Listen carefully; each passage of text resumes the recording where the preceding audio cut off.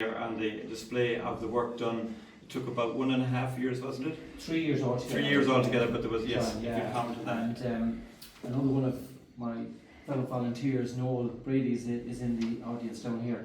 There were a group of 5 men who actually did all of the work on the path restoration.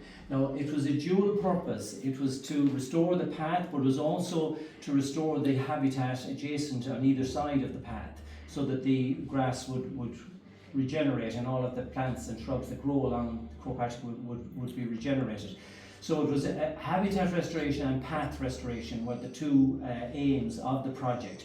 Now, and as I said, 5 men worked full-time on the project for about 3 years to restore that, and then another group of about 8 of us volunteered 1 day a week over the course of those 3 years. And we got introduced to cross drains and revetments and how to make steps and how to build up the sidewalls in order to protect the steps that are walked by the pilgrims on the way up to Croagh.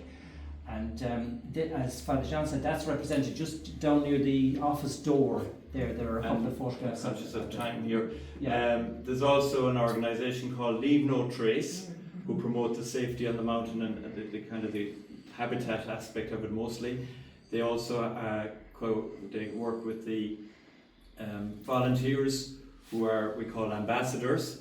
I'm sure John has come across them on his travels up and down the Croagh path, as I have as well. They're recruiting all the time. I've advertised the fact, and if you're interested to become an ambassador for Croagh, you could do that by contacting Leave No Trace. And if anyone wants to give a local contribution to the work, the upkeep of the steps, there's also Friends of Croagh. There's information down there as well at the table where you can sign in your comments on the exhibition. You'll find a little takeaway QR code. You might be interested to chase that down as well. So forgive me for getting commercial, but we have a responsibility to the mountain, and it does take a support as well, county council, nationally, and so on. And the final point I'd make about that aspect of it is that since the steps went in, I think the call-outs to the Mountain Rescue and Coast Guard have dropped by about 2/3. And we made a point somewhere along in our meetings to the powers that be, the savings, if we got 1/3 of the savings towards the upkeep, we wouldn't want to be too greedy, because every time a helicopter's called out, it's about something in the region of 8,000 to 10,000 pounds or euros. So that saving is quite considerable. Yeah. Okay. So if you hadn't had the time to look at the exhibition, please take the time now or another day. And I know I sent a little card around. I don't know where it is. You might keep passing it up the wall here. Yeah, it's not a basket, but if you wouldn't mind passing it up. I do have a basket that I will pass around.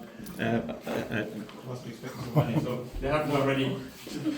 Take a little sweetie. We didn't have a cheese and wine reception, so I'm passing the basket in the opposite direction this evening. Take one.